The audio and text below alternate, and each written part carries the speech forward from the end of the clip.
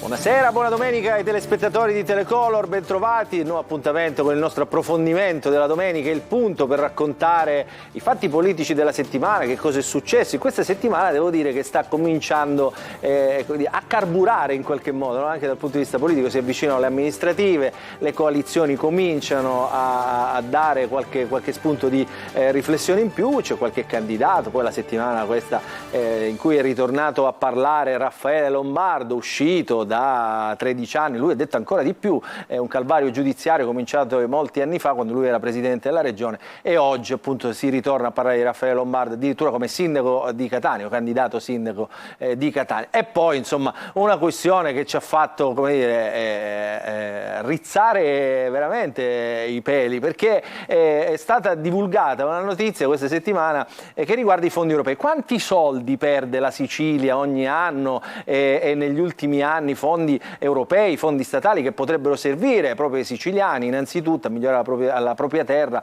e a migliorare la qualità della vita? Se ne sono persi tantissimi, numeri che fanno davvero rabbrividire e che insomma cercheremo di capire anche oggi a quanto equivalgono poi messi a terra. Vi presento gli ospiti di questa puntata di oggi. Partiamo dall'ospite che ho di fronte, Nicola D'Agostino, deputato regionale di Forza Italia. Buonasera D'Agostino, ben trovato. È tanto che non ci vedevamo. Molto tempo. Grazie per l'invito. Ci fa piacere. Il vicepresidente di Confindustria Sicilia è il presidente di Confindustria Catania, Antonello Biriaco. Lui viene più spesso. Biriaco, insomma. Buonasera, grazie per l'invito. È sempre un piacere. Tra l'altro Biriaco è uno di quelli che non le manda a dire, quindi anche qua esigenze di Catania, ma soprattutto esigenze del tessuto produttivo. E poi il professore Marco Romano, che ritroviamo con piacere, che ci darà, come dire, i codici per leggere anche questi numeri, no? Questi fondi europei.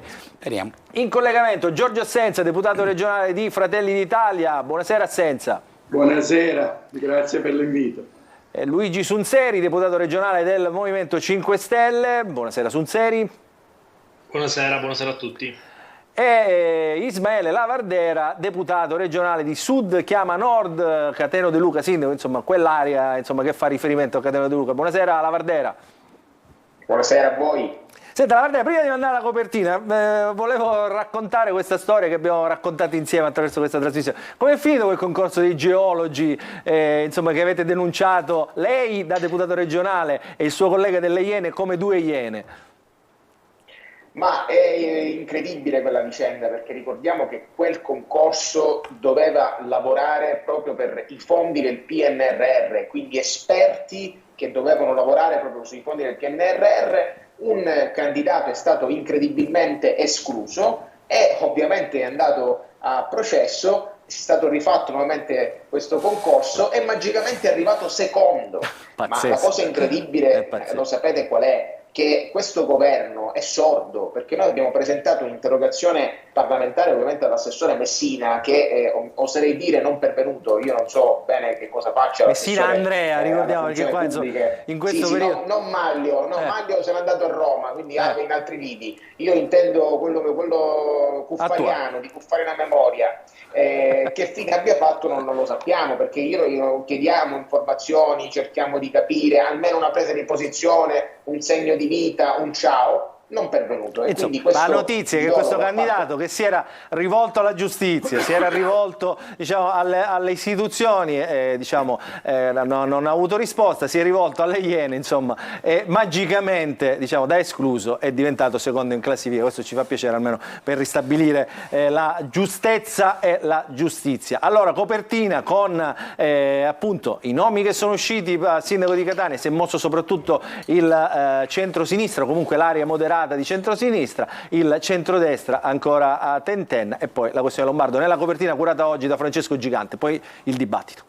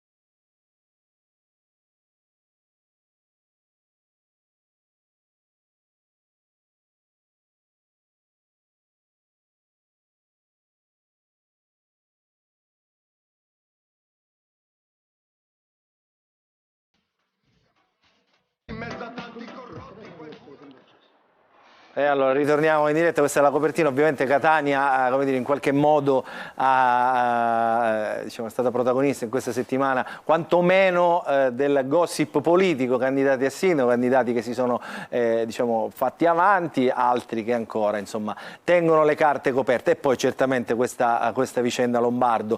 D'Agostino e Marco Romano, che insomma Lombardo lo conoscono, lo hanno conosciuto ai tempi della politica attiva, lo conoscono tuttora, insomma. È una vicenda davvero paradossale, no? Insomma, quella che ha riguardato l'ex presidente della regione. D'Agostino. Dobbiamo fare parlare i fatti. I fatti sono che Lombardo non andava processato, Lombardo era innocente e quindi ha subito ovviamente un'ingiustizia, non ci sono dubbi su questo.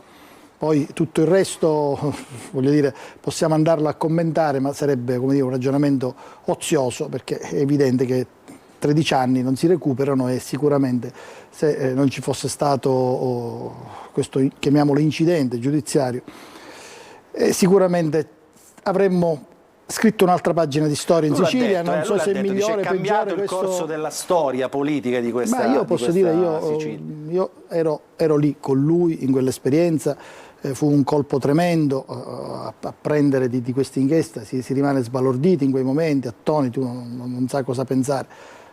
Io posso solamente dire che in Via Pola non avevo mai visto mafia, non avevo mai visto situazioni come queste qua. Poi, dopodiché il processo è andato come sappiamo e quindi voglio dire, diciamo che giustizia è stata fatta. Poi quanto sia giusta questa giustizia con questi ritardi di tempo è un'altra storia. Io posso pure dire che nella mia esperienza l'esperienza Lombardo fu un'esperienza di un presidente che faceva le cose e che fece le ultime riforme nella regione siciliana, che ancora oggi durano peraltro.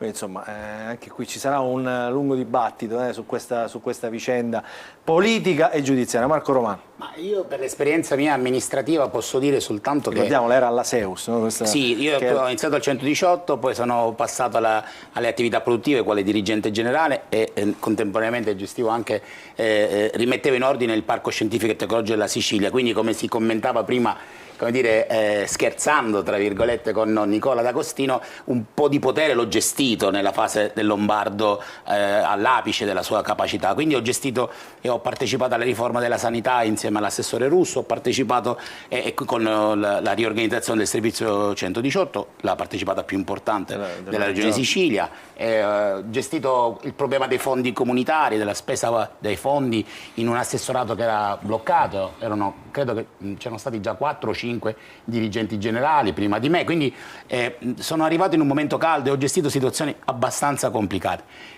Per allinearmi a quello che diceva l'onorevole D'Agostino, indubbiamente si viveva sotto pressione, si viveva a ritmi e con obiettivi e con target per realizzare le attività e senza dubbio e con la stessa franchezza vi devo dire che io non ho mai avuto alcun tipo di sollecitazione e questa discussione l'abbiamo anche fatta in commissione antimafia in cui effettivamente capite bene quando sono stato chiamato per altre ragioni, per altri motivi, posso dire e posso garantire che non ho dovuto mai districarmi tra problemi che per me o comunque interferenze che per me sono inaccettabili, irricevibili e quindi posso ancora una volta dire c'è stato sicuramente un problema nel sistema giudiziario, nella vicenda giudiziaria. Per fortuna la giustizia funziona, possiamo dire, perché se dopo 13 anni è andata come è andata, tuttavia dovremmo evitare, perché è stato capace di gestire un uomo. Non tutti gli uomini, non tutte le donne potrebbero avere la stessa capacità di gestire una situazione del genere. Dal punto di vista oggettivo la giustizia ha funzionato, dal punto di vista soggettivo è un po' più difficile da accettare. L'abbiamo visto provato, dico, io sono stato a questa conferenza stampa, ho visto però chiaramente questo è il momento in cui Lombardo torna davvero in pubblico. Assenza, lei che prima di essere un politico, un avvocato, insomma, come la vede questa cosa? Tra l'altro anche lei insomma, ha vissuto il periodo Lombardo, lo conosceva eccetera. Beh, io sono stato eletto per la prima volta dopo la caduta di Lombardo. È una vicenda paradossale, come purtroppo però centinaia se non migliaia ne accadono in Italia. Il sistema giudiziario deve essere profondamente rivisto. Io mi auguro che questa legislatura sia finalmente in grado di farlo e di farlo con serietà. 13 anni di vita distrutta, perché di questo si tratta, perché incappare nel tritacarne giudiziario, che però quando si tratta di personaggi come Lombardo diventa anche mediatico giudiziario, e quindi essere dipinto urbi e torbi come il personaggio vicino ai mafiosi e quant'altro, ed essere sulla graticola per 13 anni è veramente un tormento che si dovrebbe e si potrebbe evitare in un procedimento, in un paese civile, solo se si riuscisse a regolamentare meglio l'avvio dell'azione penale con tutto quello che ciò comporta. Lasciatemi qui esprimere la mia piena solidarietà e anche la soddisfazione per l'epilogo finale, però l'epilogo finale non cancella quello che è accaduto prima. E soprattutto non restituisce questi 13 anni a Lombardo. E io vorrei anche un commento da parte di Sunseri e Lavardera, che in modo diverso rappresentano, come dire, l'opposizione, no? La critica al metodo Lombardo in tutti questi anni. Metodo Lombardo e anche altri metodi della politica, diciamo, in qualche modo tradizionale. Il Movimento 5 Stelle, Sunseri, è nato proprio in opposizione a tutto quello che c'è stato prima del Movimento 5 Stelle, a prescindere dal colore, no? In questi casi come ci si pone? Dico, sicuramente dispiace per la persona, soprattutto dispiace che c'è stato un epilogo così lungo, perché sostanzialmente 13 anni sono veramente troppi. Io ho sempre valutato il governo Lombardo per quello che non è stato fatto, per cosa è stato fatto male. Se oggi paghiamo probabilmente un bilancio disastrato, è colpa anche di quel governo, del disavanzo creato proprio in quegli anni. Ma non è vero. Quindi, assolutamente, diciamo, ho sempre provato a valutare che hai un'idea sbagliata per un'altra vicenda. Vabbè, potremmo parlare, diciamo, per giorni. Ma che dici? Non lo sai, dici una cosa che non sai. Il parco scientifico tecnologico, ad esempio, è uno di quegli enti che è in vendita da non so quanti anni. Però ripeto, potete rispondere. Scusi, Sunseri, un attimo, faccio questa precisazione, la faccio. Avete tutti i microfoni aperti, vi sentite, potete parlare, non vi accavallate. Parla delle cose che sai. Governo Lombardo. Stavo parlando io, dico, l'onorevole Agostino e lui si sta intromettendo. Dico, se vi avete il piacere di avermi, quantomeno quando mi date la parola posso parlare. E poi, diciamo, il problema è far parlare prima d'Agostino, io mi metto in silenzio. No, prego, Sunseri, qua non c'è priorità a nessuno, prego. No, ma ripeto, semplicemente io non ho mai valutato Lombardo dal punto di vista politico-penale, ho valutato per quello che so e per come ho visto gestire la regione in quegli anni. Ripeto, non gli ho dato una valutazione positiva, è una valutazione mia personale, se poi poi possiamo entrare anche nel dettaglio del merito. No, però Sunseri, però dico una cosa, voi avete festeggiato, quanti anni ha il Movimento 5 Stelle, Sunseri? Siamo nati nel 2009-10,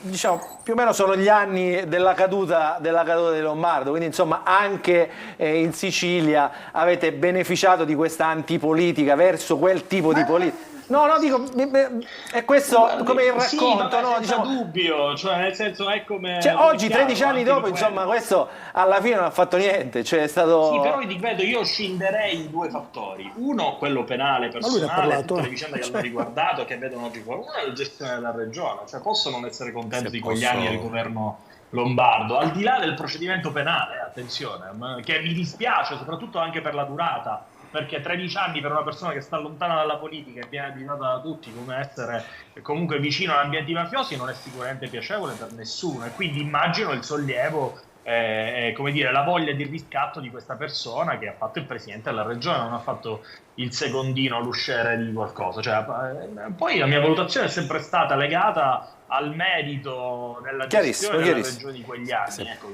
Chiarissimo. Marco Romano, e poi sentiamo anche Lavardera sulla questione. Volevo solo replicare, dico, onorevole, lei può andare su ISU, che è una piattaforma dove ci sono i report digitali navigabili, lei troverà la relazione conclusiva della gestione del sottoscritto noi abbiamo avuto un disavanzo dell'attività corrente di meno 5.000 euro. Abbiamo gestito una situazione in cui c'erano più di... Di cosa sta parlando? Stiamo parlando, visto che lei ho detto che è da 5 anni in perdita. Mi perdoni, sì, però lei consideri che io ho fatto la mia attività nel 2000, mi perdoni, soltanto che lei deve contestualizzare. Nel frattempo ci sono stati 3 presidenti diversi, 3 o 4 consigli di amministrazione, quindi se lei associa alla mia persona e alla mia attività svolta... Ma non ho mai detto nulla di questo. No, mi perdoni, invece no, è opportuno che lei si chiarisca le idee, legga la relazione con una situazione di assunzioni del personale reiterata negli anni, con contratti che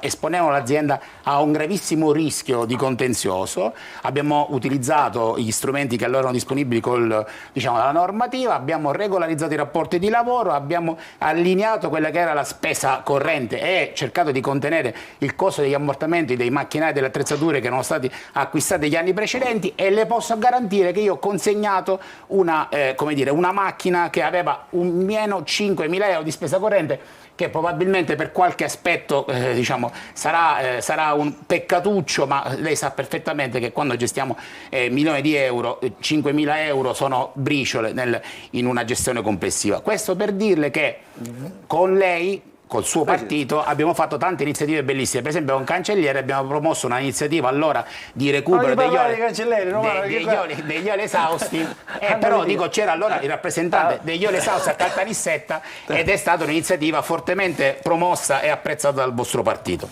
Mi taccio. Vabbè, è giusta la precisazione sul serio, insomma. Tra l'altro il professore è professore di economia e gestione delle imprese, si dice che ha sbagliato i conti sulla gestione delle imprese, insomma mi pare che ci può rimanere un pochettino, ma no, è giusta la precisazione, però giusta.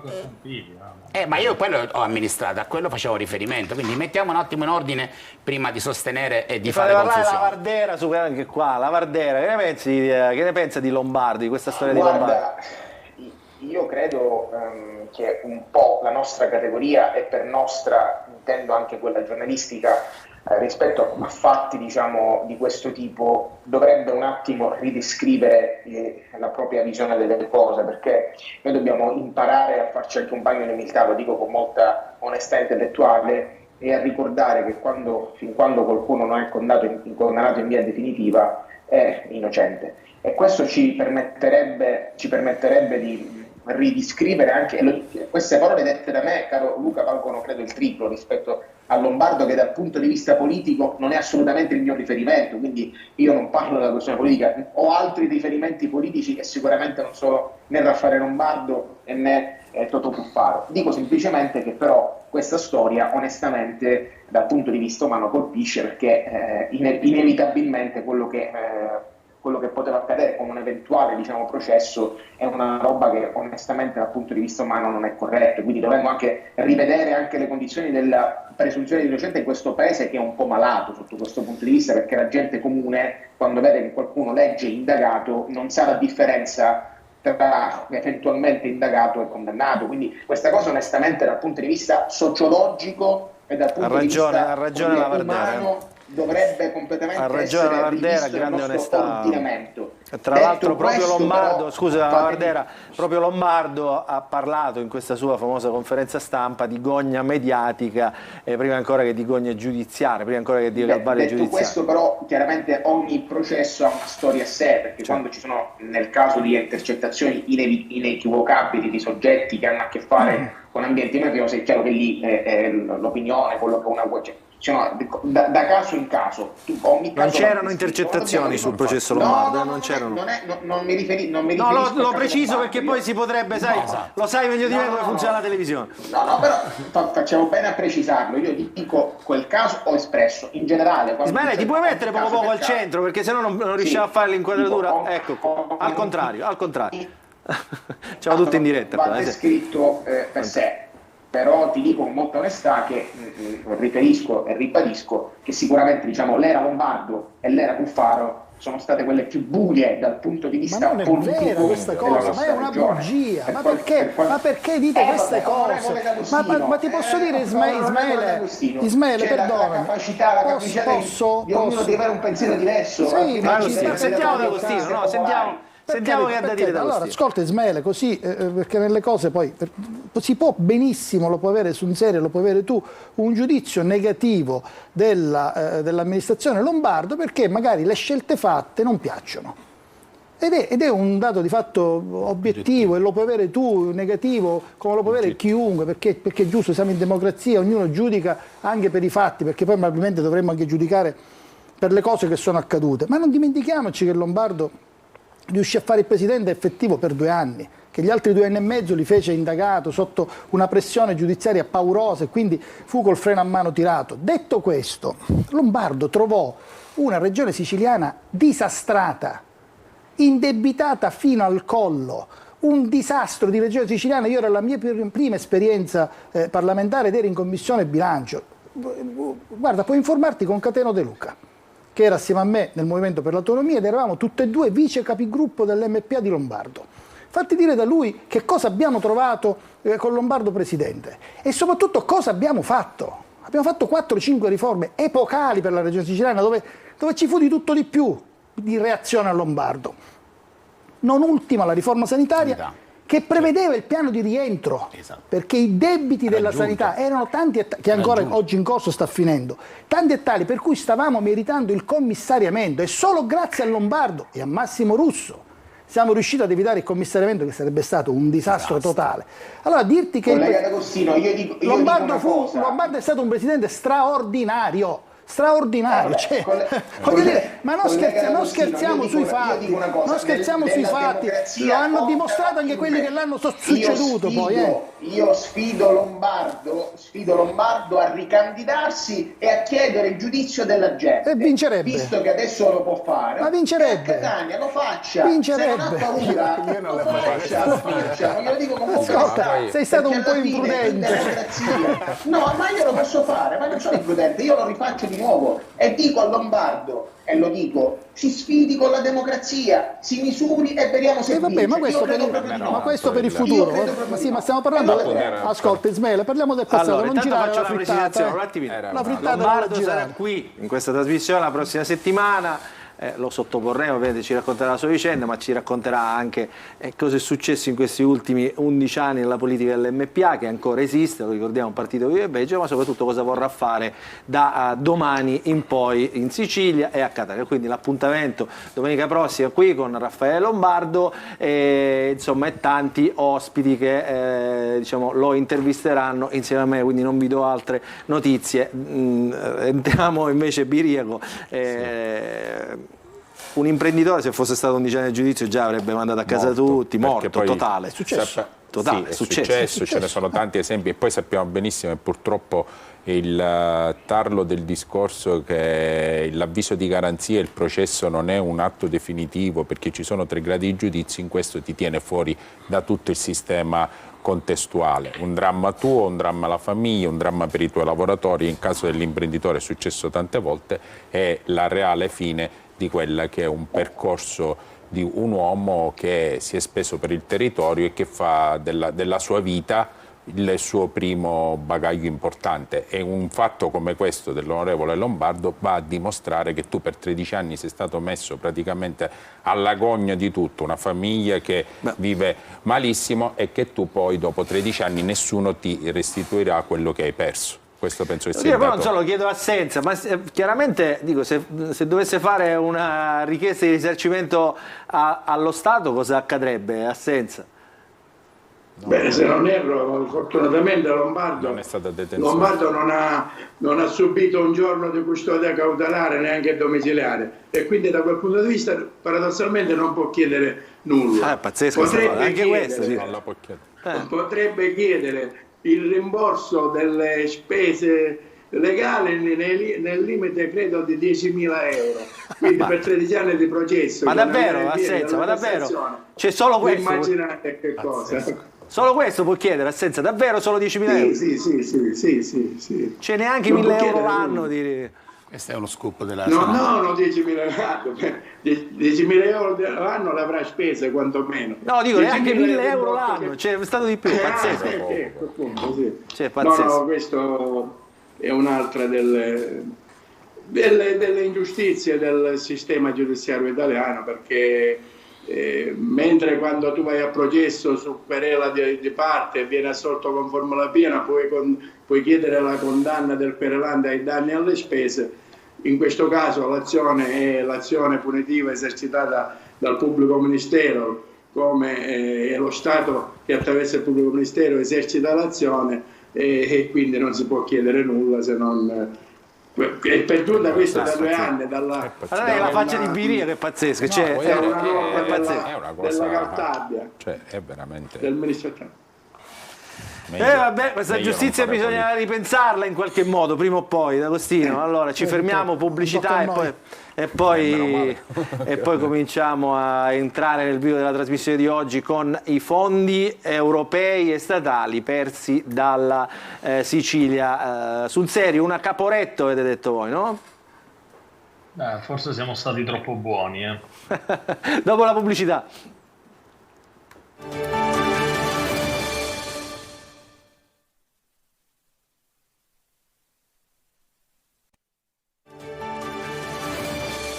Rientriamo all'interno della nostra trasmissione di oggi. Ancora buona domenica ai nostri telespettatori. Abbiamo parlato nella prima parte della questione, insomma, che ha un po' impressionato tutti, no? La soluzione definitiva finalmente, dice Raffaele Lombardo, del suo calvario giudiziario, Lombardo ha parlato in questa settimana, insomma, ha detto e ha raccontato un po' di roba. Ricordo, Raffaele Lombardo sarà qui con noi la prossima settimana, insomma, ci racconterà e racconterà ai nostri telespettatori il suo punto di vista personale. Non lo ha parlato, non l'ha fatto ancora con nessuno, lo farà in questa trasmissione per i telespettatori di Telecolor. Allora, altro argomento che vogliamo affrontare in questa trasmissione è la questione dei fondi europei. Il titolo è Una montagna di soldi persi per la Sicilia. Il Movimento 5 Stelle questa settimana ha portato all'attenzione della stampa, all'attenzione dell'opinione pubblica dalla sede dell'Assemblea regionale siciliana una questione che riguarda fondi statali ed europei. In Sicilia, guardiamo, e c'è con noi Luigi Sunzeri, che anche conosce le dinamiche dei fondi europei, conosce bene, insomma, come si muovono queste dinamiche. In Sicilia è una Caporetto, persa una montagna di soldi, mai peggio di così nella storia. 1 miliardo di fondi statali già persi, altri 500 milioni di risorse europee che con tutta probabilità il 31 dicembre di quest'anno faranno la stessa fine. Sunzeri, ci spieghi di che cosa stiamo parlando? Ma quando si parla di fondi statali europei è molto difficile provare a spiegare di cosa stiamo parlando, però provo a darvi 3 dati diciamo non smentibili da nessuno. Il Fondo di Sviluppo e Coesione, che sono dei fondi statali, era per la Sicilia pari a 2 miliardi e 200 milioni dal 2014 al 2020. L'ultima data utile per fare degli impegni giuridicamente vincolanti, quindi fare una gara, avviare i lavori, tutto quello che serve, era il 31/12/2022, quindi appena 3 mesi fa, e la regione siciliana ha perso sostanzialmente 1 miliardo di euro sui 2 miliardi e 2. Quindi ne restano 1 miliardo e 2. Impegnati e spesi sono 1 miliardo e 2, non spesi e quindi persi, okay. 1 miliardo. Poi abbiamo il secondo che riguarda i fondi europei. Ad oggi il piano FESR, che è il più grande per tutta la nostra regione, è di 4,2 miliardi. Ad oggi la spesa reale certificata è di 2 miliardi, quindi la metà. Dal 2014 mancano 2 miliardi. Secondo le nostre previsioni arriveremo alla fine dell'anno dove ne avremo persi più di 500 milioni che si aggiungono al miliardo che abbiamo perso. Questi sono i dati, diciamo, incontrovertibili. Allora, sul serio, un attimo, e con questo, un attimo, perché sennò, ricordiamoci tutti, lo dico a tutti i miei ospiti in presenza e in collegamento, che dobbiamo essere quanto più comprensibili possibile per chi ci ascolta in TV. Con noi c'è Marco Romano, che è un professore di economia e gestione delle imprese all'Università di Catania, quindi conosce bene l'argomento, il vicepresidente di Confindustria Sicilia, Antonello Biriaco, Giorgio Assenza, deputato regionale di Fratelli d'Italia, e Ismaele Lavardera, deputato regionale di Sud Chiama Nord, quindi col Cateno De Luca. Sunzeri, traducendo, diciamo, come potevano essere usati questi soldi persi, o meglio, come sono stati utilizzati quelli che sono stati spesi e come potevano essere utilizzati questi persi, per far capire alla gente di che stiamo parlando. Il fondo di sviluppo e coesione, cioè quello che abbiamo perso, per la maggior parte viene utilizzato per infrastrutture. Quindi parliamo di strade, illuminazione pubblica, illuminazione nelle aree industriali. Io sono andato a riguardare, per esempio, sapendo che c'è il presidente di Confindustria Catania, nelle aree industriali siciliane, ASI, IRSAP e quant'altro, la quasi totalità degli investimenti fatti da IRSAP allora ricadevano sul Fondo di Sviluppo e Coesione, quindi quasi tutti gli investimenti erano sul Fondo di Sviluppo e Coesione. Quindi stiamo parlando di risorse che potevano essere utilizzate per la maggior parte per infrastrutture e soprattutto totalmente svincolate dai vincoli previsti dalla Commissione europea per i fondi europei. Lì sì è più difficile realmente spenderli, o quantomeno spenderli e certificarli per cose buone. Il Fondo di Sviluppo e Coesione viene dato dallo Stato nei confronti della Regione proprio per sopperire a quelle difficoltà dei fondi europei nella spesa. Ecco, di questi fondi che nell'arco di questi anni sono stati utilizzati dal governo Musumeci soprattutto come se fosse un bancomat, io lo chiamo per i comunicati stampa, e se volete dopo vi dico il perché, di questi fondi ne abbiamo perso 1 miliardo su 1,2 miliardi, e il ministro Fitto oggi ha ricevuto l'attacco dal ministro Emiliano, dal presidente della regione Emiliano, dal presidente della regione De Luca, e il silenzio del presidente Schifani, perché in questo momento sta ritirando a Roma tutte le risorse non spese che equivalgono tra i 5 e i 6 miliardi da parte delle regioni del Mezzogiorno, perché il piano di sviluppo e coesione dato dallo Stato va all'80% per il Mezzogiorno e al 20% per il resto d'Italia. Quindi chi è che sta ritirando? Il ministro? Fitto sta ritirando tutte le risorse, tant'è che sia Emiliano che De Luca, il presidente della Campania, hanno già alzato le barricate su questa vicenda, richiedendo che queste risorse ritornino alle regioni del Mezzogiorno e non vengano centralizzate a Roma. Allora, andiamo con ordine. Che facevo? No, Luigi già si è data la risposta, andrà così. Le risorse verranno restituite perché è giusto che vengano restituite, piuttosto rimane il punto politico correttissimo del perché non sono stati spesi correttamente, e questo è un dato di fatto. Abbiamo assistito per 5 anni a Musumeci che ci diceva che stava spendendo il 101% delle risorse che aveva, e non è vero, perché non è vero, e ha ragione in questo Luigi Sunseri. E poi, se per questo c'è di più, ci sono anche dei piani sul Fondo Sviluppo e Coesione dove sono state annunziate le spese, sono stati inviati i decreti ai comuni per chiese, strade, ristrutturazione di immobili, e sono forse proprio quel miliardo che sta dicendo che manca, e questa è la cosa doppiamente più grave. Tuttavia posso rassicurare che Schifani in questo si sta impegnando, i soldi verranno restituiti alle regioni, quantomeno sicuramente la Sicilia si riprenderà quello che gli tocca, e cercheremo adesso di spenderli come si deve, mettiamola così. Ma è sempre però in futuro, potremmo interrogarci qui, no? Assenza per esempio era con il governo Musumeci molto vicino, l'ha eletto nella scorsa legislatura nel partito di Musumeci. Assenza. Allora, partiamo dal presupposto che questa era la programmazione 2014-2021. Il governo Musumeci aveva trovato su questa programmazione spesi 17 milioni, su quella cifra. E sono spese 1,2 miliardi. L'altro miliardo dovremmo ricordare tutti che sono per lo più progetti non fatti dalla regione, ma fatti dagli enti locali o dai nuclei regionali, tipo appunto citavate l'IRFES e quant'altro. Io posso portare l'esempio della mia città di Comiso, dove il 29 dicembre è arrivata la richiesta dell'assessorato regionale, diceva: le avete impegnati questi soldi per il parcheggio X, è già andato, è già stato pubblicato il bando? Però... No, e allora purtroppo dovete restituirli perché entro il 31 dicembre. Agostino dice che non è così, Assenza. No, Giorgio, ecco il famoso miliardo delle infrastrutture, dove c'è quel famoso elenco sterminato di finanziamenti che però non avevano la copertura. Questo è. Ma no, scusa, la copertura era con questi fondi, però poi la chiesa o il parcheggio o la strada doveva realizzarlo l'ente locale, quindi la colpa della regione, e fino ad un certo punto la colpa della regione.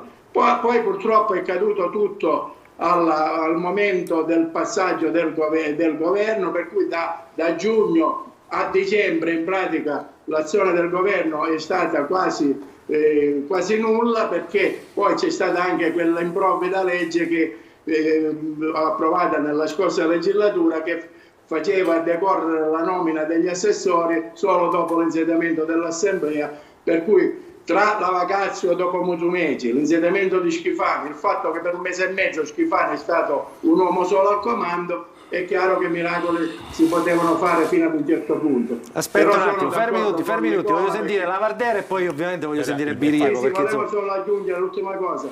Sono d'accordo con Nicola, perché fino a ieri abbiamo parlato di questo, che molto probabilmente questi fondi verranno restituiti alla Sicilia, anche perché, come correttamente detto, non è questo difetto solo della Sicilia, ma purtroppo quasi tutte le regioni meridionali hanno dovuto restituire cifre anche ben più consistenti. Allora, ma ci sarà un problema, Lavardera, dico io. Ma Luca, ma qual è il problema? Ma io dico, alla fine della fiera, ma stiamo parlando del fatto che siamo in Sicilia, le strade sono perfette, ma abbiamo bisogno di infrastrutture noi, perché quei soldi che cosa devono essere spesi a fare? Il tema è io mi sentirei molto vicino a questo pensiero di Lavardera, dico no? In qualche guardo Biriaco che già si sta scaldando e si sta però il discorso non può essere tanto ce li ritornano, il problema è spenderli. Veda Cilibetti, perché poi la politica perde di credibilità, perché il prezzo più alto di tutto questo lo pagano gli imprenditori. In un'area, quella catanese, che genera il 23% del PIL di tutta la Sicilia, dove, diceva giustamente poc'anzi l'onorevole Sunseri, la zona industriale di Catania, l'IRSAP, negli ultimi 25 anni non ha speso una lira. Gli imprenditori, quando piove, non possono entrare nelle proprie aziende. Può dire per favore al resto della Sicilia che non conosce la zona industriale, com'è la zona industriale di Catania? Il 23% che cosa del PIL, cosa non c'è nella zona? Alla zona industriale di Catania forse qualcuno non sa, e questo mi dispiace, che il primo stabilimento più grande d'Europa, Enel Green Power, sta costruendo i pannelli fotovoltaici, e ST Microelectronics sta facendo uno stabilimento pilota in Europa, spendendo miliardi di euro e assumendo migliaia di persone, e tanti altri piccoli imprenditori che investono con i loro soldi enormi quantità di denaro e che non vengono considerati assolutamente da quello che è la normalità di un mio collega veneto, bolognese o piuttosto che lombardo, che ogni giorno può andare nella sua azienda tranquillamente. Può dire, se no sarei, dico io vorrei un attimo, giusto per la cronaca, un attimo, quali sono i problemi di questa zona industriale? Per dire, perché illuminazione zero, tutti, il buttaceto, tutti alla prima pioggia, alla torrente, io la vivo giornalmente perché ho un'azienda sia la zona industriale che il porto di Catania, perciò canali da 20 anni che non si puliscono, qualcosina in questi ultimi mesi si è fatta, in questi ultimi anni si è fatta, ma molto poco per raggiungere quella che è la normalità che un imprenditore deve avere quando investe in un'area siciliana, catanese, che genera il 23% del PIL di tutta la Sicilia, 20 miliardi di euro. Noi nel 2022 abbiamo esportato 2 miliardi di euro, numeri che, se fossimo stati adeguati alle altre infrastrutture d'Italia, noi andavamo ancora più forti. Noi non siamo attrattivi, la gente va via. Noi dovremmo fare il contrario, dovremmo essere attrattivi. È inutile che parliamo di zone economiche speciali. Che restiamo al tema dei soldi persi. Cosa si doveva fare con questi soldi? Cosa avreste fatto con questi soldi? Noi avremmo fatto le cose normali, strade, illuminazioni, marciapiedi, pulitura dei torrenti, videosorveglianza. C'è un impianto che sono stati spesi milioni di euro di videosorveglianza, che non è stata prevista la normale manutenzione, non ne ha mai funzionato. Sunseri, si poteva fare la videosorveglianza, le luci, le strade, un attimo, con questi soldi? Ma pensiamo a quello che dobbiamo fare. Ma no, pensiamo anche a quello che non è stato fatto, perché poi è là che insomma e allora è d'obbligo riprendere questi soldi e metterli a disposizione. Il ragionamento non può essere pensiamo a quello che dobbiamo fare, D'Agostino, perché certo. Qualcuno se lo deve chiedere. Qualcuno deve dirlo, però, Nicola, perché non sono state No, fatte queste cose? ho detto io che siamo stati abituati 5 anni ad avere speso il 100 non è vero. Per concludere, cerchiamo di fare le cose No, per concludere, dottore Ciliberti, molte volte siamo intervenuti noi come imprenditori nelle nostre aziende a spendere i soldi, non lo possiamo, non lo potevamo. La bitumazione delle strade nella zona industriale non lo potevamo neanche fare perché non si può fare. Cioè, non lo potevamo fare. La decespugliazione, caro dottore, ce ne siamo occupati sempre noi con i nostri soldi. Cioè, la Vardera, completiamo. Mi sono fatto interrompere volentieri dal dottore Cireco perché ha detto ovviamente cose... Biriaco. Pardon. Tanto tra un po' diventerà anche presidente di Confindustria, presidente facciamo gli scongiuri. Colleghi. Scusate, il tema qui è un altro ed è squisitamente politico, perché poi le persone che guardano da casa assistono sempre alla solita pantomima delle risposte che non arrivano. Mi perdono, io non ho nulla contro il collega Senza, capisco che lui è capogruppo di Fratelli d'Italia, capisco che lui è stato braccio destro di Nello Musumeci, ma se uno come Nello Musumeci non spende i soldi e quando ti fa la domanda Ciliberti, caro Senza, abbi il coraggio di dire che Musumeci non è stato in grado di spenderli quei soldi, perché sennò la gente da casa ci prende e continua a prenderci a pesci in faccia, perché non abbiamo il coraggio di dire quando la politica non fa le cose che dovrebbe fare.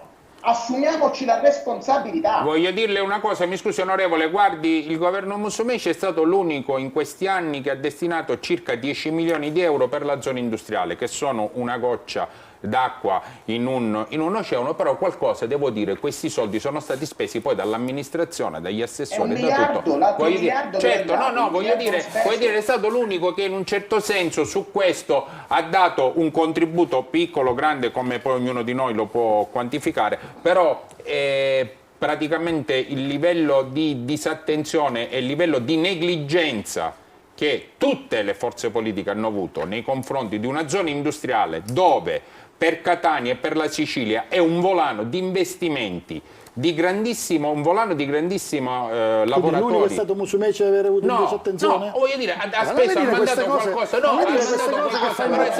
però è da 20 anni che non si spendono soldi, Nicola. Prendi una posizione, sì, tutta la politica, compresa Musumeci, ha sbagliato, voglio dire, gli ultimi 10 milioni hanno fatto qualcosina di buono. Gli ultimi 10 milioni sono stati mandati. Te ne faccio elenchi di milioni, quanti ne vuoi? Ma la zona quelli industriale di Lombardi, quelli di Crocetta, quelli di Musumeci, di Cuffaro, quelli che adesso arriveranno di Schifani. Non sono arrivati, noi non li abbiamo visti. No, noi non li abbiamo visti. Io devo dire la verità, quei 10 milioni sono arrivati. Quei 10 milioni sono arrivati. L'onestà intellettuale di D'Agostino, che pur essendo uomo di centrodestra, quando qualcuno sbaglia, ha la capacità di dire le cose che sono fatte e le cose che non sono fatte. Perché la politica questo deve essere. Se il mio leader Catero De Luca avesse fatto un errore anche nell'amministrazione del Comune di Messina, io lo racconterei. Solo che purtroppo, a proposito dei fondi europei, Messina è stata la prima città d'Italia in capacità di spesa. Quindi il tema è questo, cioè quando tu devi avere anche la capacità di fare delle cose, perché se non le fai, la gente da casa continua a vedere che noi ci scarichiamo lo scaricabarile e poi lo scaricabarile non arriva da nessuna parte. Assenza, se vuole replicare a quanto detto, insomma, poi sul serio, e poi io diciamo un po' di cose ve le faccio vedere anche con i numeri, li mettiamo in grafico con il professore Romano, così tanto per capire, per fare capire ai nostri telespettatori di che cosa stiamo parlando e dove ci piazziamo noi in Europa, perché il nostro orizzonte diciamo di vista non deve essere lo stretto di Messina, ma neanche le Alpi, ma diciamo più o meno tutta l'Europa. E allora tra un po' lo vedremo. Assenza, prego.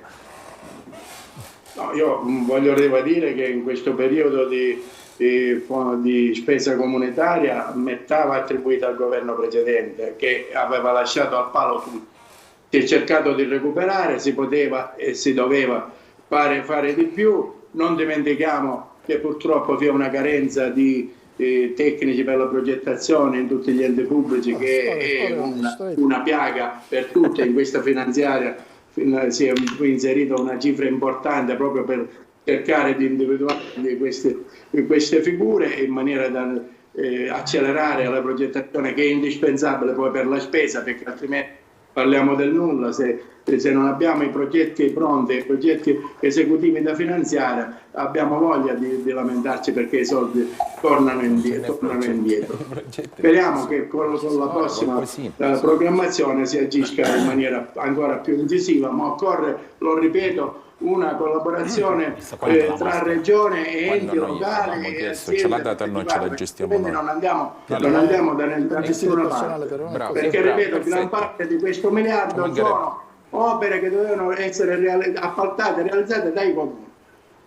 Mi sta dicendo Assenza, dice un motivo per cui non sono stati spesi anche perché la filiera non si è completata. No, non è così, non è soltanto così, Giorgio. In parte è questo, in parte c'è un in parte perché il famoso elenco di miliardi, parlo io dell'FSC, il famoso elenco di miliardi, non tutti sono. Il famoso elenco di miliardi è stato un atto di zelanteria del governo Musumeci nell'ultima fase, solo che c'è stato questo elenco molto lungo di piccoli interventi, però non è stata completata l'azione amministrativa che forse Marco conosce bene, se non va caricata bene su Caronte, che è il sistema della regione siciliana, non si allinea con il governo nazionale e quindi non può essere la spesa liberata e quindi la spesa è rimasta sospesa.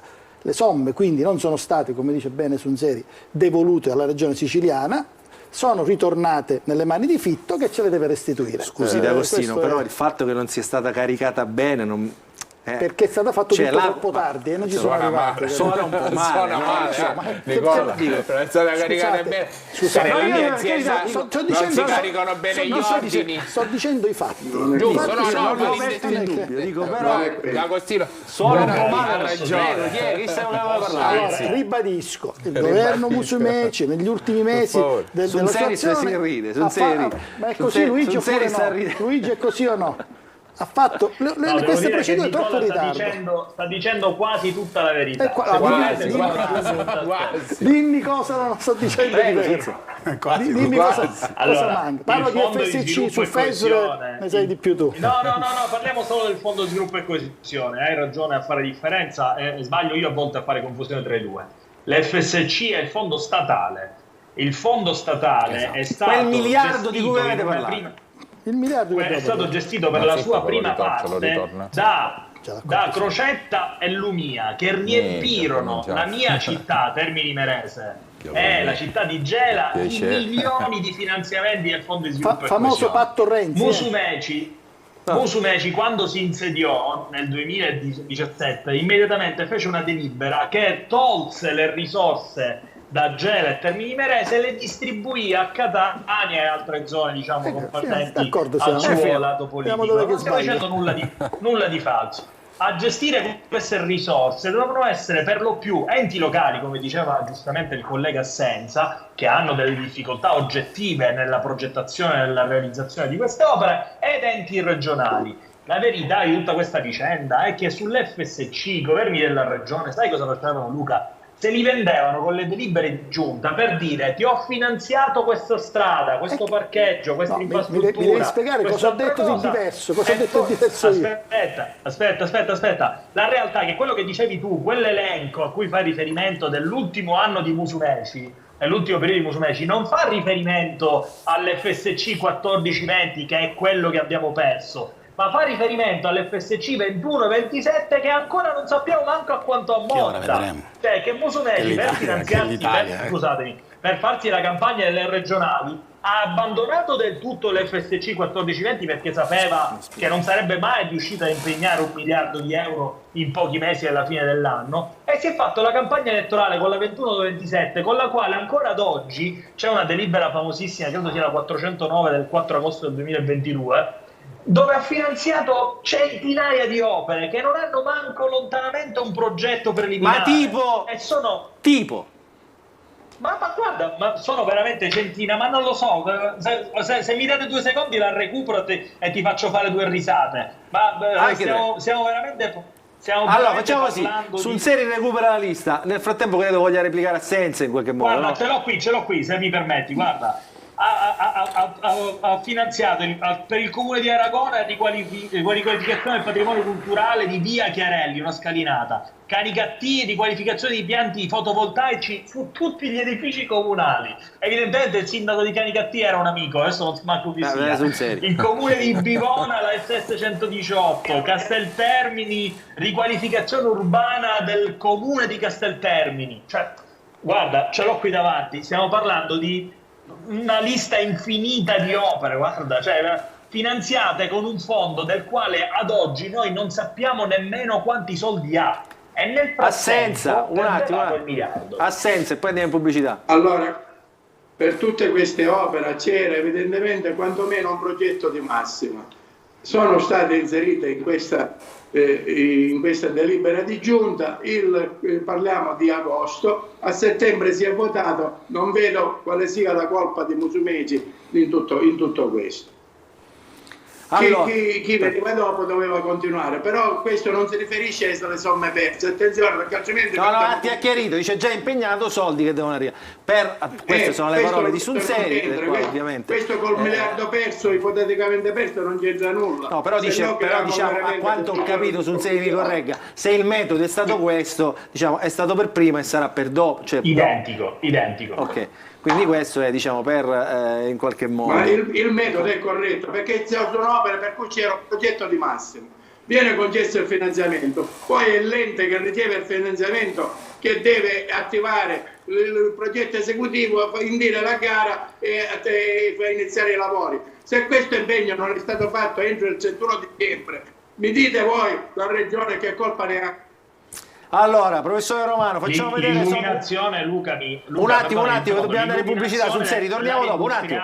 Conservi la considerazione. Professore Romano, che cosa facciamo vedere dopo? Allora, sicuramente... mandiamolo in grafico, quello che facciamo vedere dopo la pubblicità. Sicuramente vedremo l'oggetto, immagino, del contendere, che è la relazione rilasciata il 15 febbraio sullo stato di attuazione della politica di coesione europea e nazionale. Che è questa che stiamo vedendo in dove troviamo il dettaglio delle singole regioni, e poi vedremo, proprio per apprezzare qual è il grado di avanzamento come dire, negli anni e in prospettiva dell'impegno e della spesa di questi fondi. Vedremo un'infografica che mette a confronto i vari paesi europei, dove l'Italia è chiaramente fortemente gravata dai ritardi diciamo, per la quota importante che va al sud. Come vedrete non è una novità, quindi io vorrei dire, chiudendo, ma ce ne accorgiamo adesso, ma lo sapevamo già da tempo. Pubblicità, dopo vediamo le grafiche del professore Romano.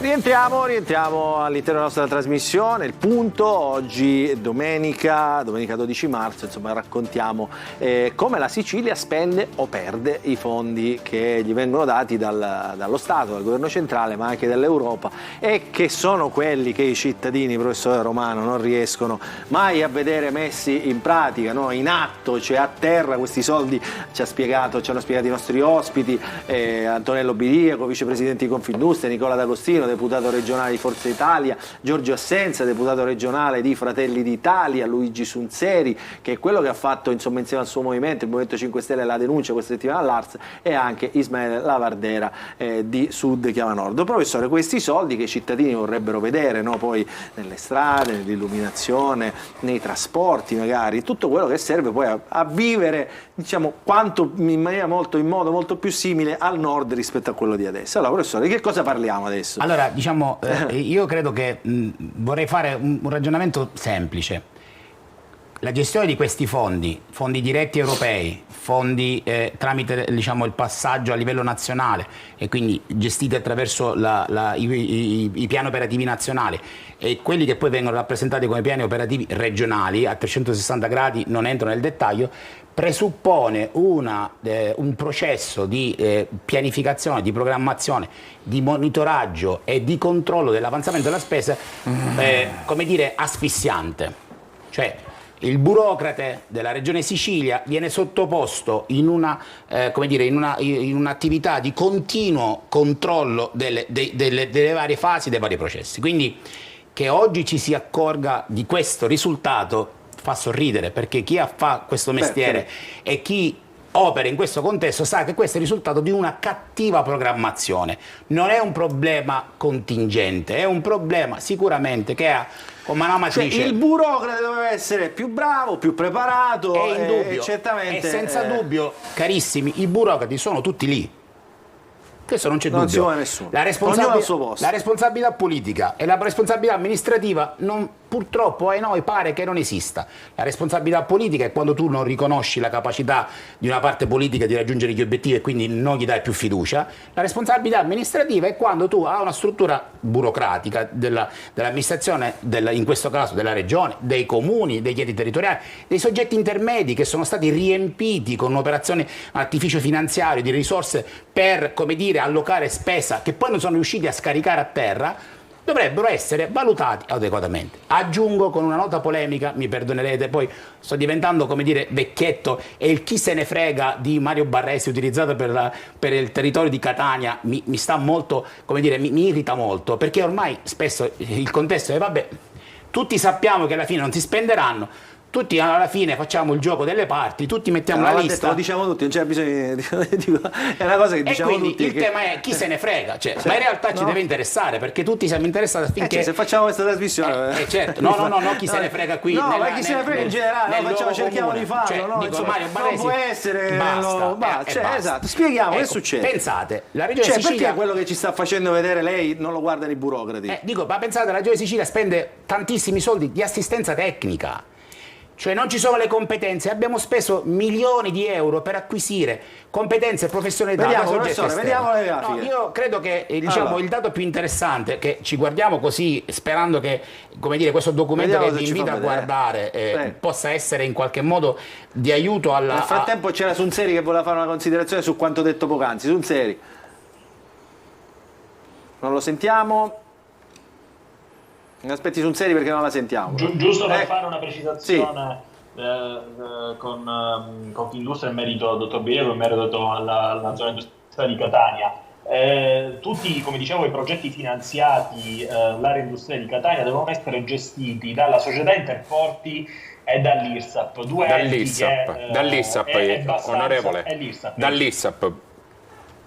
Prima dall'IRSAP. Mi perdoni. Okay. Sì. Prima dall'IRSAP e poi dalla società Interporti. Sono le due che lavorano all'interno della zona industriale di Catania e le assicuro, l'IRSAP non ha proprio i bilanci dal 2019, quindi non spende un solo euro dell'FSC, e la stessa identica cosa è la società Interporti, entrambe con nomine del governo Musumeci, ed entrambe ad oggi, o meglio solo l'IRSAP, a non avere nemmeno un CDA, ad avere solamente un direttore da non so quanti anni senza avere un consiglio di amministrazione che dà un atto di indirizzo. E come se non bastasse, il governo Musumeci durante la fine del suo mandato ha deciso di trasferire tutte le infrastrutture, illuminazione, strade ai comuni, al comune. Sì, allora perfetto. Io mi chiedo come il comune di Catania possa gestire l'area industriale di Catania. Le dico di più, l'unico intervento per le aree industriali siciliane è una legge inserita in questa finanziaria, voluta fortemente da me, che mette 2 milioni di euro dal fondo, che è sostanzialmente una riserva del fondo dei comuni, solamente e in proporzioni ai comuni in cui ricade un'area industriale, perché oggi i comuni dove ci sono le aree industriali sono messi peggio rispetto a tutti gli altri, perché si ritrovano a dover gestire infrastrutture e aree che prima non avevano. Quindi nel momento in cui diciamo che negli ultimi aree dagli IRSAP ai comuni, Ora negli ultimi 2 anni una buca dovevamo chiedere agli imprenditori, e questa è veramente una follia. Infatti negli ultimi 2 anni le competenze sono tutte passate al comune, alla città metropolitana di Catania, e per quanto riguarda, c'è poi il progetto per quanto riguarda tutto il discorso delle acque reflue e di tutte, alla Sidra, per dirle che ancora anche persistono aree della zona industriale dove ci sono aziende che ancora non hanno l'acqua corrente, la devono comprare con le autobotti e tutto. Perciò su questo, ecco, cioè, la sua precisazione è abbastanza, perché in base è abbastanza chiara, che l'IRSAP poi ha passato tutto, le competenze sono andate tutte ai comuni, diciamo col comune di Catania, con l'assessore, il governo della regione. Il governo della regione. Con il comune di Catania c'è stata sempre un'ottima interlocuzione con l'assessore Arcidiacono, in cui è stato sempre molto presente e tutto, però o per mancanza di soldi, o per mancanza di progetti, o per mancanza realmente di quelle che sono i fattori principali affinché si possa gestire bene una zona industriale, tutto questo non è avvenuto.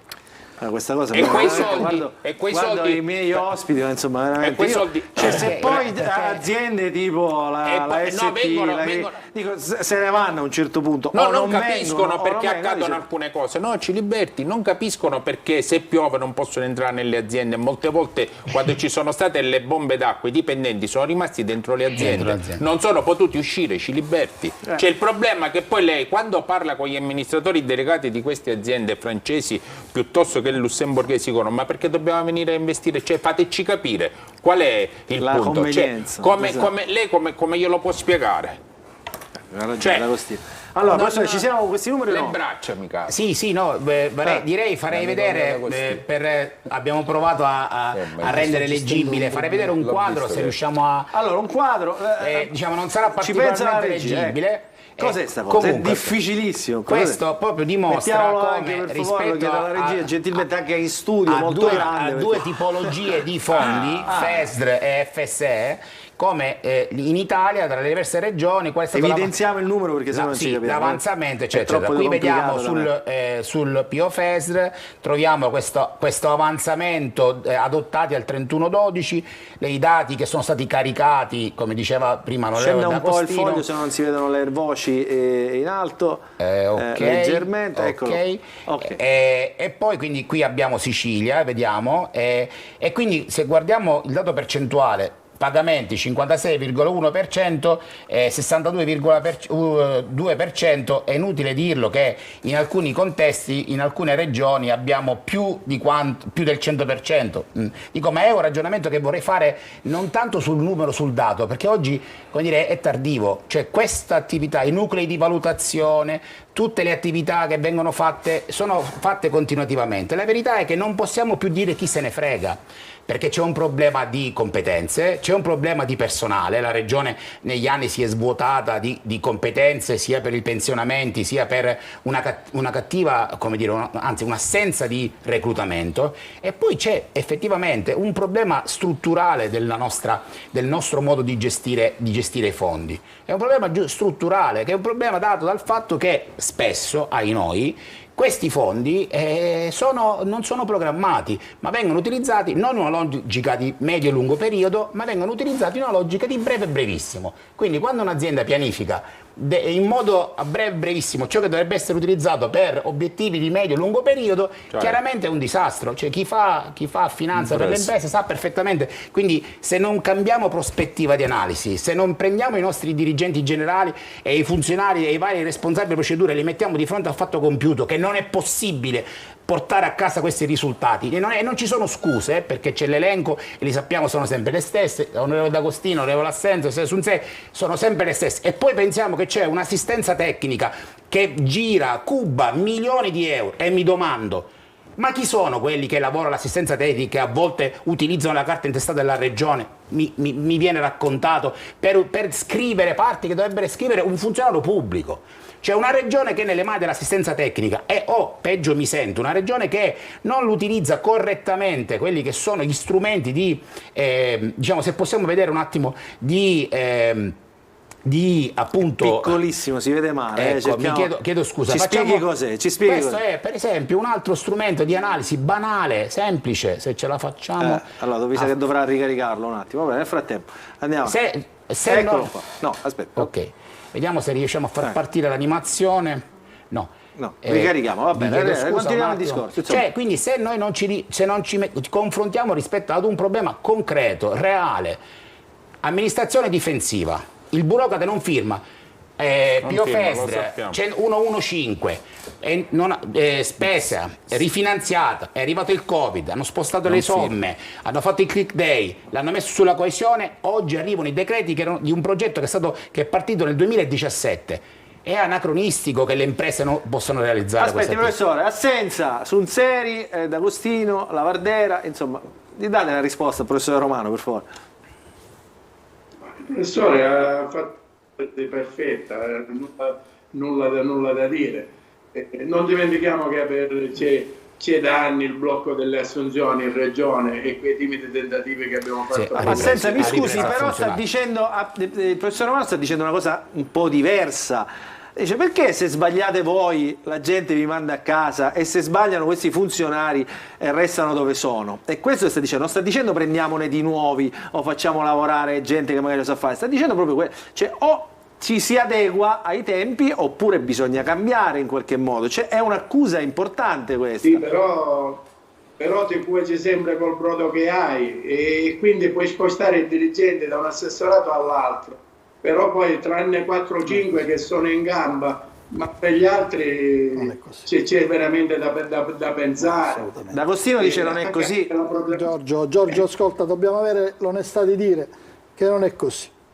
La verità è che non abbiamo nessuna scusa. Cioè, se abbiamo i soldi e non li sappiamo spendere, dobbiamo dire che non sappiamo spendere i soldi. E la colpa è della politica, tanto quanto della burocrazia. Vuol dire che ci siamo assunti delle responsabilità nei confronti del popolo siciliano. Lo dico oggi, che io oggi faccio parte della maggioranza, sapendo che il contesto che abbiamo è quello che dici tu, che ha detto anche il professor Romano, c'è un contesto comunque drammatico, e allora dobbiamo avere l'onestà di dire non si può fare nulla. Siccome non lo possiamo dire, allora dobbiamo fare le cose, altrimenti non ci candidiamo e non andiamo a governare. Quindi occorre fare degli investimenti importantissimi sul modello organizzativo e mettere i direttori generali bravi, e poi se i direttori generali dopo un anno non funzionano li mandiamo a casa, cosa che noi non abbiamo fatto in questi anni. La verità è questa, non è che è troppo semplicistico. No, non è semplicistico. Così continueremo ad autoassolverci, che non è giusto. In Italia mandare via un impiegato, licenziare qualcuno. No, i direttori generali lo puoi fare. I direttori generali lo puoi fare.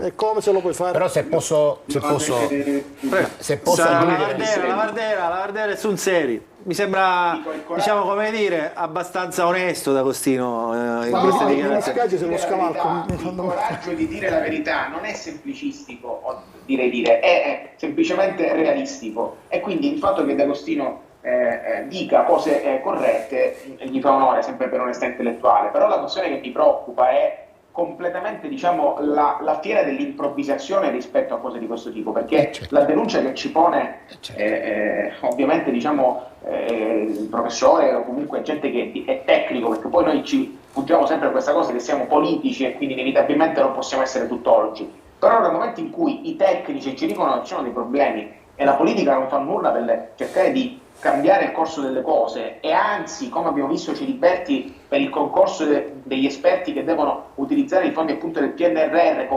combiniamo quel patatrack, cioè che chi ha merito lo mettiamo alla porta, quindi i bravi, i tecnici che sanno fare i progetti li mettiamo alla porta, succede poi questa roba qua, che c'è una crisi del comparto, non sappiamo spendere i soldi e inevitabilmente il sistema va completamente in crisi, e quindi dobbiamo assumerci la responsabilità di dire che la politica non vuole mettere mano ai fili più scoperti, che sono i burocrati della regione siciliana, gli altri burocrati che a volte non sono in grado di fare il loro lavoro. Professore, vediamo cosa ci fa vedere. No, allora dicevo, io vorrei recuperare un ragionamento. Non possiamo generalizzare. La spieghi bene, perché vedo io, diciamo, in bassa frequenza la grafica, ma è piccolissima. Questo è un modo di rappresentare l'avanzamento tra la spesa e il pianificato. La nostra bandierina la vedete in basso, e quindi vedete come la nostra bandierina, quindi l'Italia rispetto agli altri paesi, questa animazione la possiamo far andare, e potete vedere i dati dettagliati in tutti gli anni, è disponibile sul sito dell'Unione Europea, quindi dal 16 al 22. Lo possiamo allargare un po'? Sì, certo. Ancora, perché sennò se non si vedono le bandierine, eccole qua, ricerchiamole che si muovono. Eccole qua. Quindi abbiamo tutti contezza, in maniera semplice. Ora dicevo, la burocrazia, questo lo sa, nei numeri, nei dettagli, siamo sempre fanalino di coda, dove questo fanalino di coda è un problema italiano. Ribadisco, un problema di burocrazia. Per esempio, noi abbiamo... Chi c'è avanti a tutti? Vediamo. È la Finlandia. No, in questo caso è... questo caso è Portogallo. Anno 2000... Piano, se no impazziscono. Mi chiedo scusa. C'è la grafica.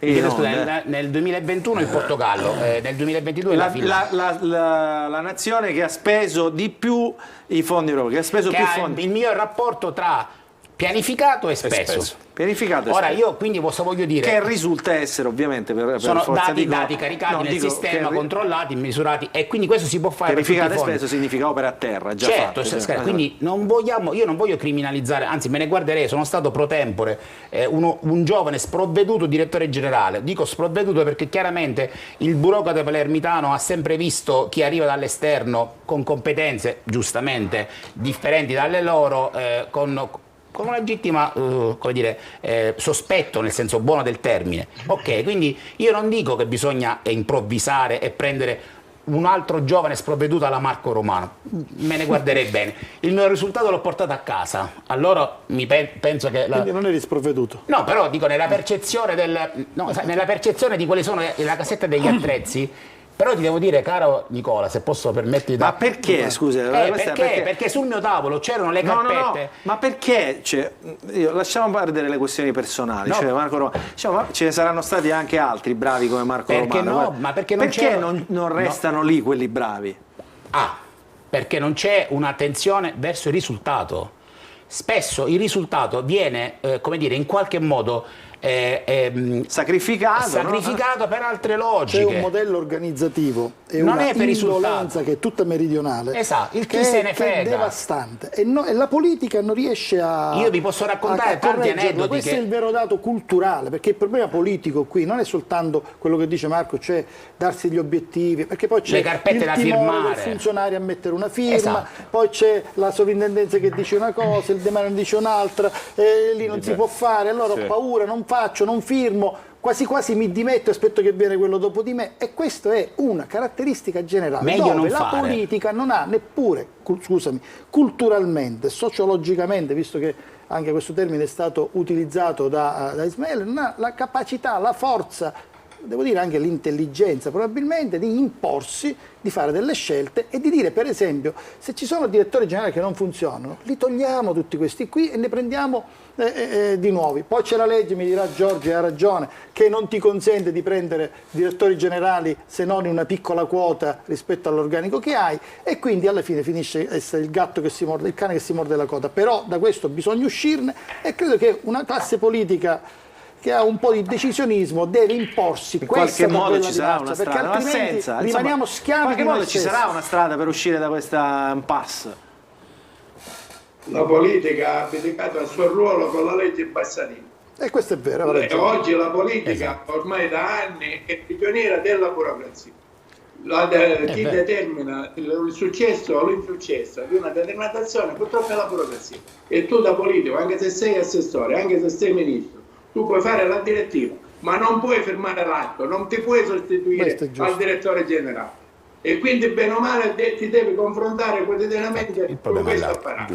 Quella che fu contrabbandata come chissà quale riforma sotto il maglio di Mani Pulite e di quant'altro, una politica che teneva da un giorno all'altro di finire in gattabuia, ha abdicato per sempre alle sue funzioni. Scusate, io qua però dico, ma c'è un partito, diciamo, perché questa cosa adesso va cambiata, è come la storia del Rio per le province, no? Cioè va cambiata, va cambiata all'origine, no? A Roma questa, ma non c'è, cioè tutti i movimenti, tutti i partiti hanno, immagino, lo stesso problema con gli amministratori locali. Perché la politica non se ne occupa? Perché non si punta a cambiarla questa Bassanini? A cambiare la legge Bassanini è un problema nazionale. Dico perché, per carità, ma poi rappresentare la partita, Fratelli d'Italia oggi è il 30%. Si può correggere, ma la Bassanini in sé per sé non è esattamente sbagliata, perché è chiaro che un assessore che deve firmare un progetto, diciamo, di lavori pubblici, che competenza ha?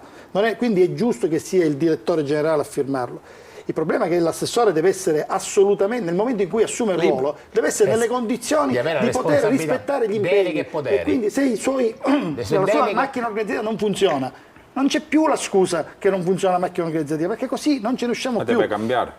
Se no ti dimetti e te ne vai. Certo.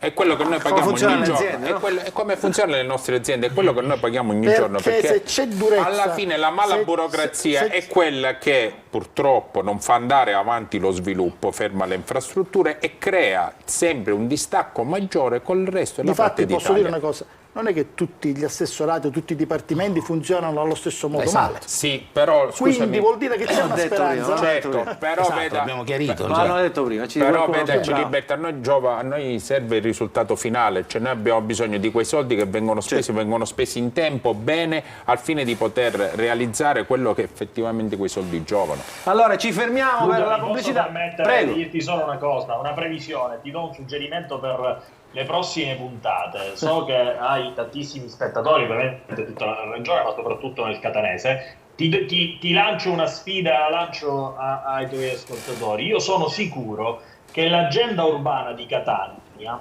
al 31/12/2023, data ultima per certificare la spesa europea, quindi i fondi che poco fa il professore citava, il Pio FESR, certificherà 0 euro sui 50 milioni di euro che ha a disposizione. Quando la vediamo? Ma 0 euro non intendo 0,1 gennaio. L'1 gennaio 2024.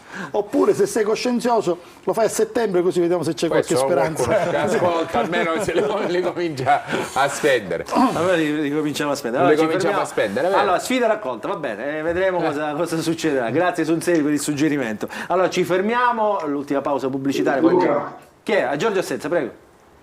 Io ti chiedo scusa, purtroppo devo abbandonare la No, Assenza, allora prima che vada via, un attimo, io volevo capire anche un'altra cosa che riguarda i soldi, ma che riguarda anche il lavoro di tutti quei precari del Covid.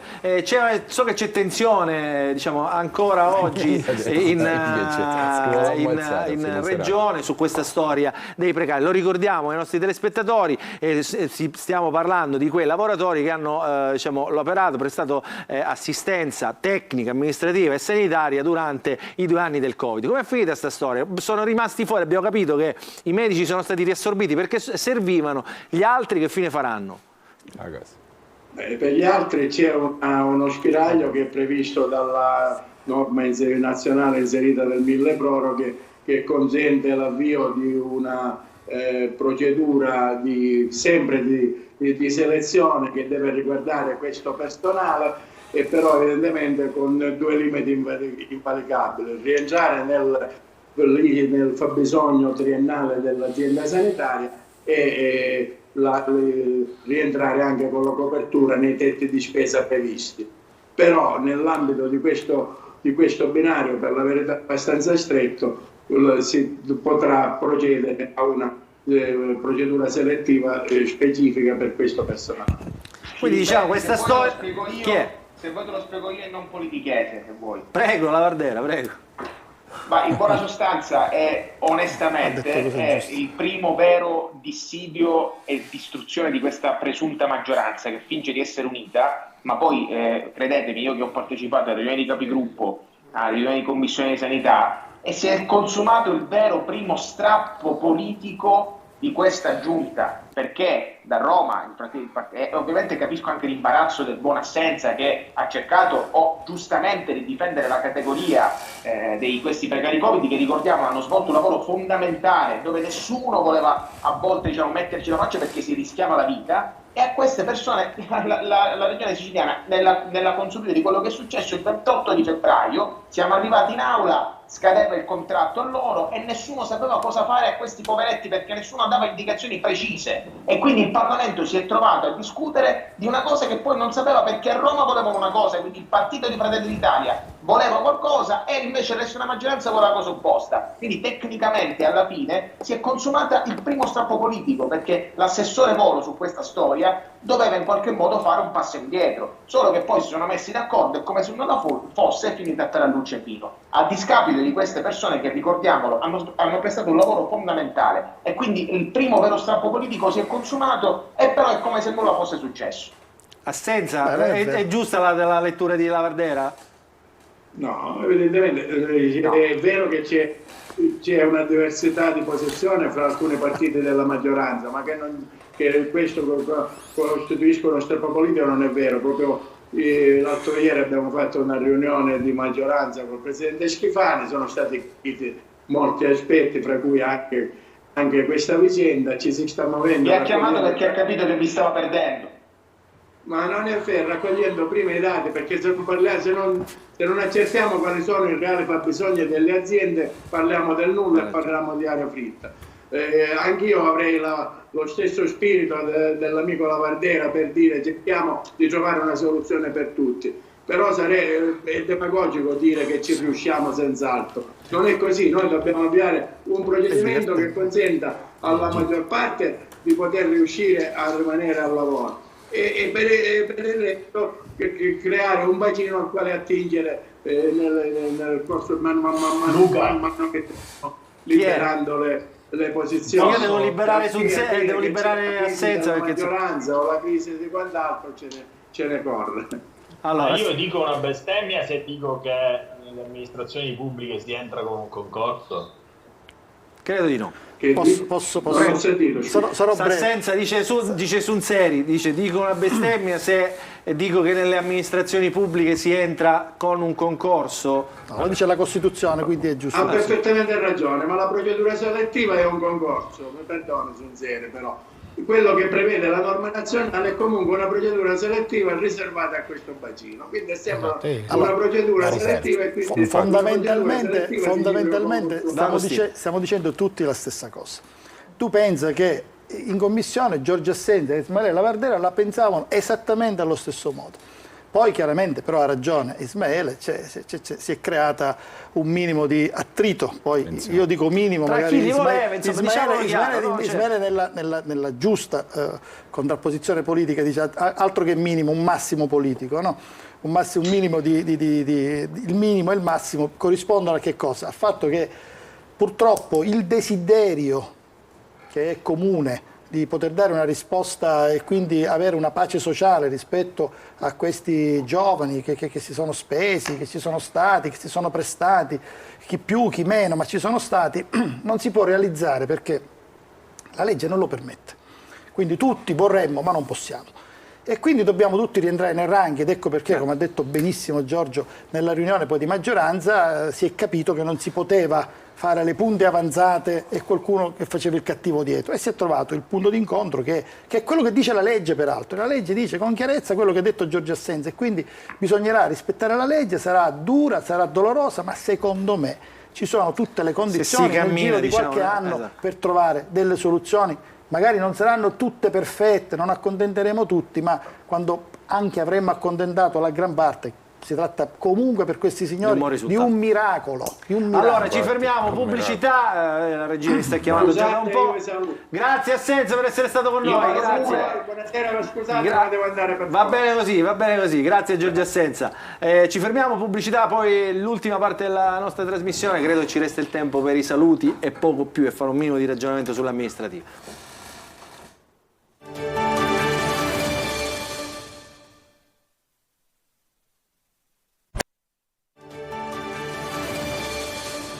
Rientriamo nell'ultima parte della nostra trasmissione, ci resta veramente il tempo dei saluti e poco più. Allora ringrazio Luigi Sunseri del Movimento 5 Stelle per averci dato comunque anche uno spunto di riflessione abbastanza importante, questo dei fondi persi dalla Sicilia, mamma mia quanti sono, una montagna di soldi persi. Grazie Sunseri per essere stato con noi. Grazie a voi, con la speranza che questi fondi non diventino un'occasione persa ma che restino un'opportunità per la nostra regione. Questo ce lo auguriamo tutti da cittadini. Grazie a Ismaele Lavardera che non vedo più collegato, ringrazio per essere stato con noi. Biriaco, D'Agostino e Marco Romano, qualche secondo di riflessione sulle amministrative. Intanto alla Cireale che succede? D'Agostino, mi pare che c'è un po' di confusione. Si voterà, dice tra 129 comuni che voteranno per le amministrative. Si voterà e si troverà finalmente un sindaco buono per la città. Va bene, c'è un po' di confusione tra i partiti, no? È nella logica delle amministrative. Normale dialettica. Delle amministrative, insomma, dove la coalizione, insomma, siamo restati uniti. Coalizioni, no? Le coalizioni. Ogni coalizione si forma anche seguendo le proprie storie, le proprie sensibilità. Non ci sono esattamente gli steccati politici definiti come a livello nazionale o regionale. E forse è giusto anche così. Si chiama democrazia. Giusto così. Senta, dei vicini di Catania che ne pensa?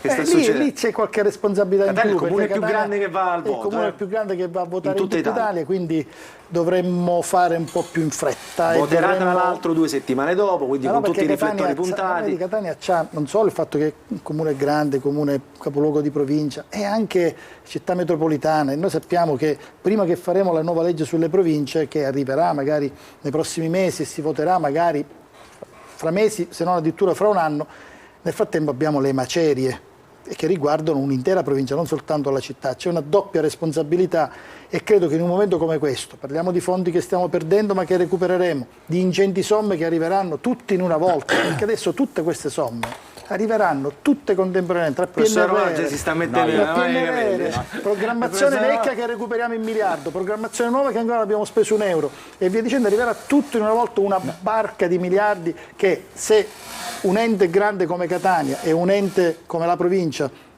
non riescono ad intercettare, sarebbe veramente un errore colossale dove dobbiamo scappare tutti quanti. Senta D'Agostino, ci girano dei nomi per Catania: Ruggero Razza, Valeria Sudano, e mi fermerei qui, un po' più dietro Sergio Parisi. Qui fa parte anche questo della normale dialettica che ci sta. Io credo che debba innanzitutto parlare il partito che ha il sindaco uscente, che è Fratelli d'Italia, e debba dire la prima parola, cioè debba dire lo vogliamo, non lo vogliamo e chi dovrebbe essere Fratelli d'Italia. Da lì inizia poi il vero confronto. Tra quelli che ci sono in campo? Ma per carità, tutti nomi che possono andare bene. Il problema è se poi sono nomi più o meno divisivi e sui quali poi ci si ritrova tutti in convergenza con i partiti. È tornato Ismaele Laverdero, allora gli chiediamo a lui, insomma, cosa fa, eccolo qua, l'avevo salutato, però eccolo qua. Ismaele, cosa fa Cateno De Luca, Sud Chiama Nord per Catania? Avete già trovato il vostro... Spariglieremo, non si sente bene.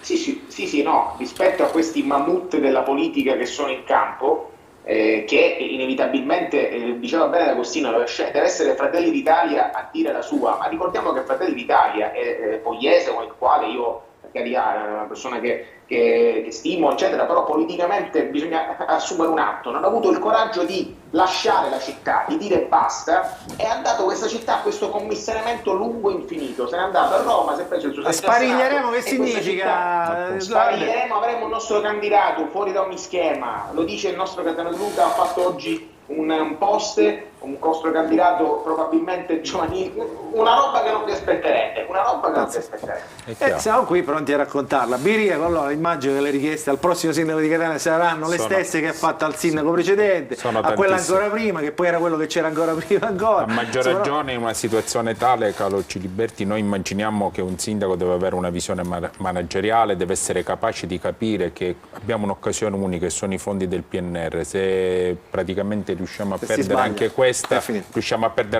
è inutile che poi sono interessantissime questi confronti, però dobbiamo fare mia colpa e poi purtroppo qualcuno deve pagare, come quando sbagliamo nelle nostre aziende paghiamo in prima persona. Senta, qui ci sono elezioni anche in Confindustria, dico, non guardo Palermo, che so che lei è scaramantico, però scaramantico è una cosa che si sa.